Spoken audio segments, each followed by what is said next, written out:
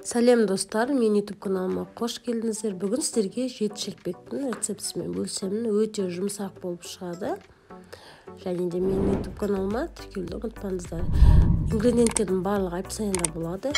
Барлық ингредиенттер комната температурасында болған дұрыс. Ең алдымен жылы сүтке қант, тұзды қосып араластырып аламыз. Оны да ситадан өткіздім міндетті түрде. Үстіне пищевая сода қосып араластырдым. Жұмыртқамызды қосып, және сүймайымызды қостым. Үстіне жаңа жылы сүтімізді тағы бір араластырып алып қосамыз. Жақсылап араластырамыз.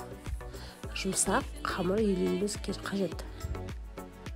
Қамыр өте жұмсақ болып шығады.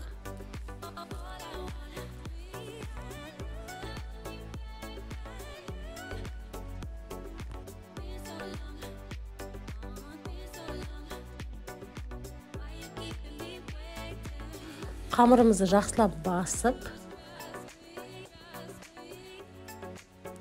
7 бөлікке бөлеміз. Үстіне шамалы сүймай жақсаңыздар болады, қолға жабыспас үшін. Осы қалпында бір 10 минутқа қойып қойыңыздар.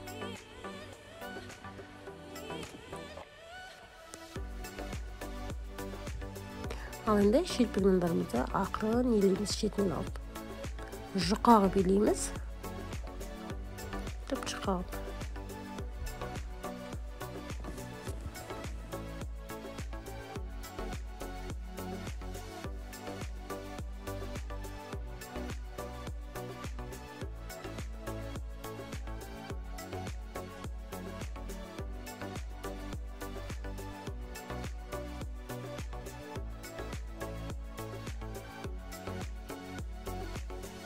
Шелпек нандарымызды илеп қойдық. Енді пешіміз қыздыртып, майымызды қыздырып, шелпек нанымызды шетінен саламыз. Осылай томпиып, көтеріліп піседі. Мен шамалы қызартып пісірген жақсы көрем. Осылай тез-тез пісіріп аламыз. Пештің қызуы орташа. Қатты емес, орташа 5-те тұр. Ең максимально 6, мен 5-ке қойып қойдым. Біздің шелпек нандарымыз дайын болды. Өте жұмсақ болып шығады. Дәмі де керемет. Жасап көріңіздер. Сіздерге ұнайды деген ойдамын. Ас болсын. Және де мен каналыма тіркелуді ұмытпаңыздар. Сіздермен бірге болған Айман.